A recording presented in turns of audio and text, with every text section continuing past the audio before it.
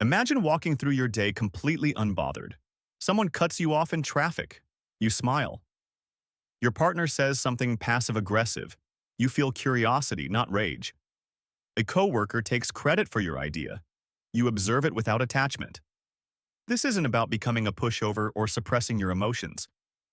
This is about operating from a place so grounded, so self-aware, that other people's chaos simply can't reach you.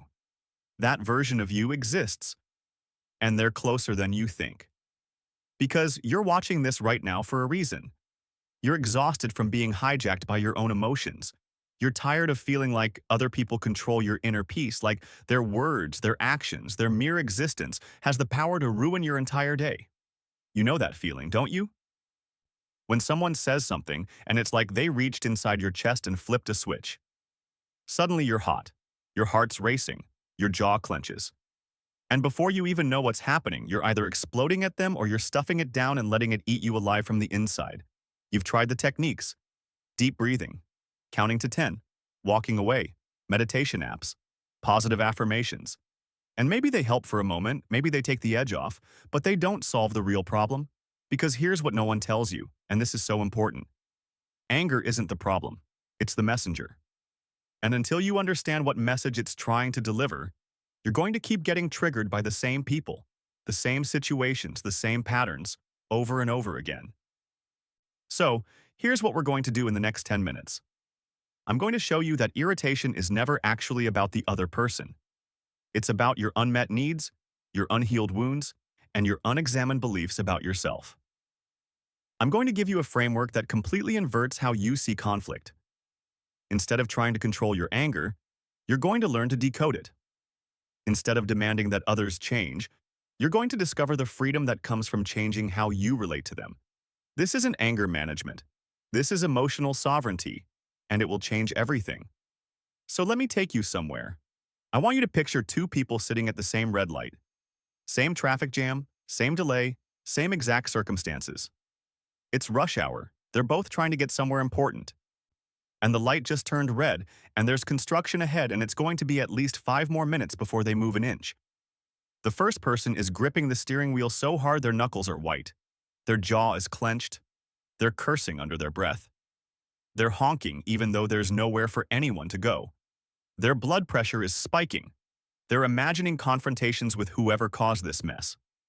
They're mentally rehearsing the angry speech they're going to give when they finally arrive late. They're already ruined, and they haven't even gotten where they're going yet. The second person? They're breathing. Maybe they reach over and turn on a podcast. Maybe they're enjoying the silence. Maybe they're looking out the window, noticing the sky, the trees, just being present. Same red light, same traffic, same delay. Completely different experience. Now here's the question that changes everything. What's the difference between these two people? Is the second person just naturally more calm? Were they born with some special gene that makes them immune to frustration? No. The difference is this. The first person believes the world should bend to their timeline. They've made an unconscious agreement with reality that says delays equal disrespect. That inconvenience equals injustice. That when things don't go their way, it's a personal attack. Their anger isn't about the traffic. It's about the story they're telling themselves about what the traffic means. It means they're not in control. It means life isn't cooperating with their agenda. And that threatens something deep, deep inside them. The second person? They've accepted that reality doesn't negotiate. They haven't attached their self-worth to whether the light turns green on their schedule.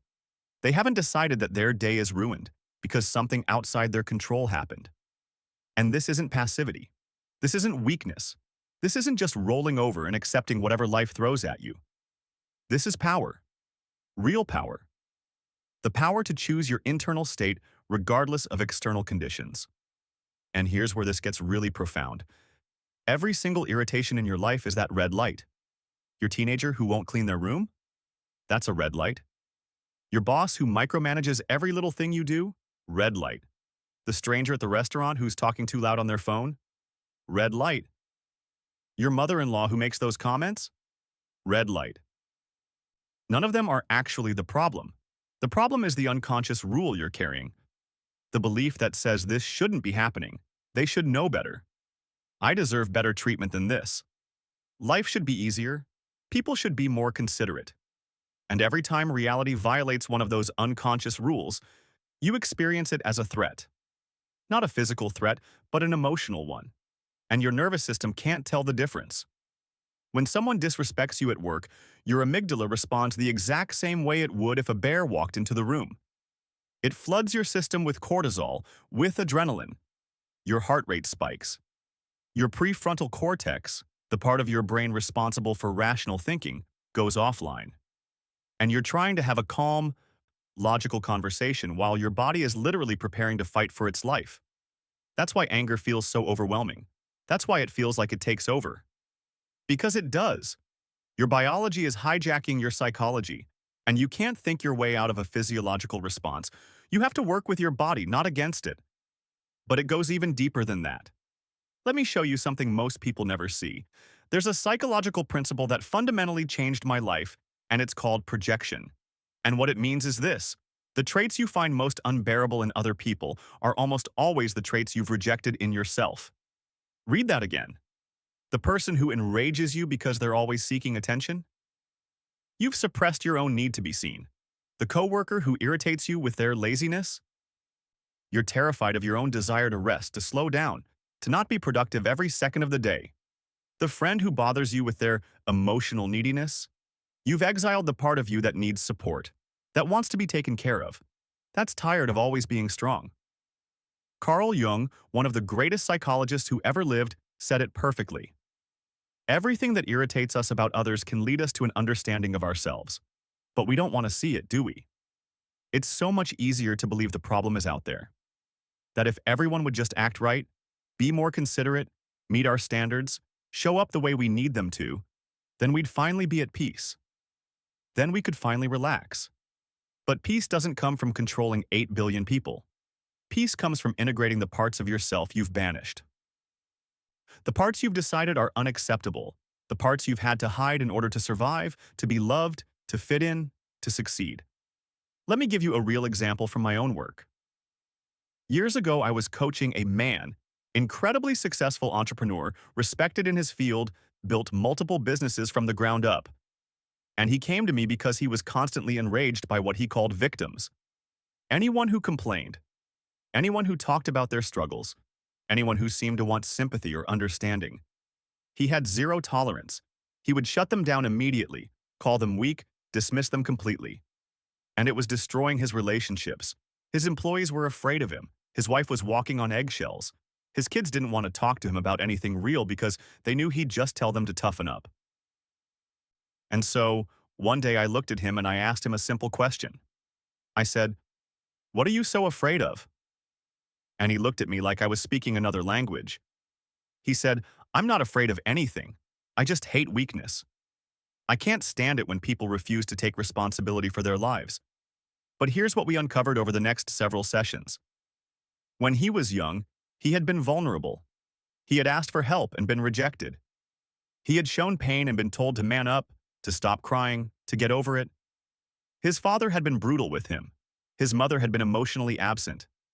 And so he made a vow, the way we all make vows when we're young and we don't know any better. He vowed, "Never again. Never again will I be weak. Never again will I need anyone. Never again will I show that I'm hurting." And he exiled that part of himself so completely, buried it so deep, that when he saw it in other people, it triggered him. Because it reminded him of everything he'd had to kill inside himself just to survive. It reminded him of the little boy who needed comfort and didn't get it. The little boy who was told his pain didn't matter. And so every time someone else expressed vulnerability, it was like looking in a mirror he'd spent 40 years trying to avoid. Once he saw that, everything changed. I mean everything. The irritation dissolved. Not because other people stopped complaining. Not because the world suddenly got tougher. But because he stopped needing them to be different in order to protect himself from his own grief. He started doing the work to reconnect with that exiled part of himself. To grieve what he didn't get as a child. To learn that vulnerability isn't weakness, it's courage. And as he integrated that part of himself, the triggers lost their power. That's what I mean when I say your anger is a messenger. It's trying to show you where you're still wounded, where you're still defending, where you're still protecting yourself from feeling something you've decided is too dangerous to feel. So here are the core truths you need to integrate if you're ever going to be free from this. First truth. Anger is always a secondary emotion. Always. Underneath the rage, underneath the irritation, underneath the frustration, there's something else. Fear, hurt, shame, grief, powerlessness. When you feel anger rising, and I mean really rising, that heat in your chest, that tightness in your jaw, pause for just a second and ask yourself, what am I really feeling right now? Not what are they doing wrong, but what am I actually feeling underneath this anger? The answer will shock you, because 9 times out of 10, you're not angry. You're hurt, you're scared, you feel disrespected, unseen, unvalued, powerless. And anger feels safer than admitting that. Second truth. Your nervous system cannot distinguish between physical threats and emotional threats. When someone cuts you off in traffic, when your boss criticizes your work, when your partner forgets something important to you, your body responds the exact same way it would if you were being chased by a predator. It's the same cortisol spike, the same adrenaline dump, the same fight-or-flight activation. Understanding this is crucial because it means you can intervene before the hijacking happens. You can learn to recognize the physical sensations before they become full-blown rage. Third truth. Boundaries don't require anger. This is huge. So many people think that if they're not angry, they can't set limits. That if they're calm, they're being a doormat. But that's not true. You can say no with complete peace. You can walk away from relationships that don't serve you without drama. You can demand respect without raising your voice. In fact, the clearest boundaries are set from a place of calm certainty, not emotional volatility. Anger often masks the inability to set clear limits. We get angry because we don't know how to say no. We explode because we've been saying yes to things we should have declined months ago. Fourth truth, and this one's going to challenge you. Other people are always doing the best they can with the resources they have in that moment. Always. This doesn't excuse harmful behavior. This doesn't mean you have to tolerate abuse or mistreatment. But it eliminates the story that they're doing it to you. They're not sitting around plotting how to ruin your day. They're just being who they are, operating from their own wounds, their own fears, their own limitations. And when you understand that, when you really get it, the anger loses its grip. Because you stop taking it personally. So let me give you the exact practice. The 4-step protocol you can use the very next time someone triggers you. And I want you to actually do this, not just nod along and forget about it. This works, but only if you work it. Step 1. Name the physical sensation. Before you say a single word, before you react, before you defend yourself or attack them, pause and notice. Where in your body do you feel this? Is it heat in your chest, tightness in your throat, tension in your jaw, heaviness in your stomach? Just notice it and name it silently. I feel heat in my chest. I feel my fists clenching. I feel my breath getting shallow. This one simple act creates a gap between stimulus and response. And in that gap, you have a choice. Step 2. Ask the real question. Not what did they do wrong, not how dare they, but what am I actually upset about? What does this situation mean about me? Am I feeling unseen, disrespected, powerless, unimportant? Get specific. Because the real issue is never about the dishes left in the sink or the meeting that started late or the text they didn't return. The real issue is what it means in your internal world. And once you identify that, you can address it directly instead of fighting about the surface stuff. Step 3. Own your projection. This is the hardest one, but it's also the most liberating. Ask yourself, what part of me does this person reflect that I've rejected? What are they showing me about myself that I don't want to see? And I know this feels uncomfortable. I know your ego is screaming right now, no, no, no, this really is about them. But trust me, just try it. Just ask the question and see what comes up. Because when you reclaim your projections, you reclaim your power. Step 4. Choose your response consciously. Now that you understand what's actually happening, now that you've created space and identified the real issue and owned your part, you can respond instead of react. Maybe you need to set a boundary. Maybe you need to have a difficult conversation. Maybe you need to walk away from this relationship entirely. Or maybe you realize there's actually nothing to do here except let it go. But whatever you choose, you're choosing it from clarity, from presence, from power, not from unconscious reactivity. And here's what this gives you. It gives you your life back.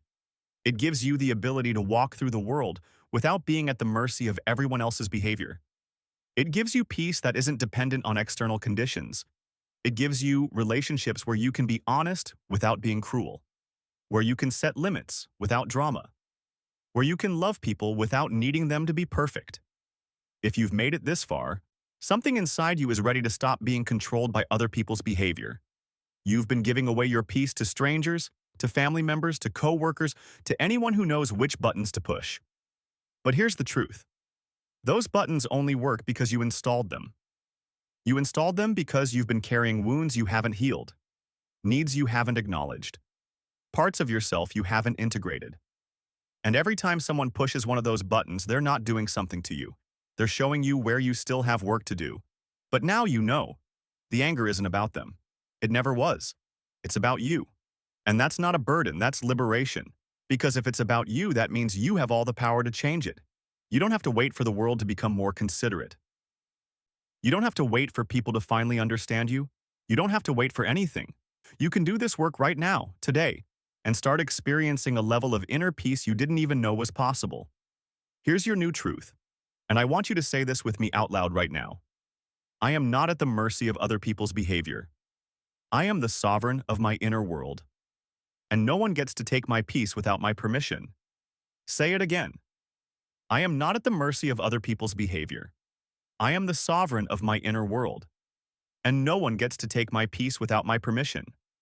One more time, let it sink all the way in. I am not at the mercy of other people's behavior. I am the sovereign of my inner world, and no one gets to take my peace without my permission. If this resonated with you, if something shifted as you listened to this, I need you to hit that like button. Not for me, but as a declaration to yourself that you're ready for this shift. And then tell me in the comments, who's the person that triggers you most in your life, and what might they be showing you about yourself that you haven't wanted to see? Let's create a space where we can all be honest about this work. And if you want to keep going deeper into this kind of transformation, hit that subscribe button because we're just getting started. Now go reclaim your power. Not power over other people. Power over yourself. That's the only power that matters. That's the only power that lasts. You've got this.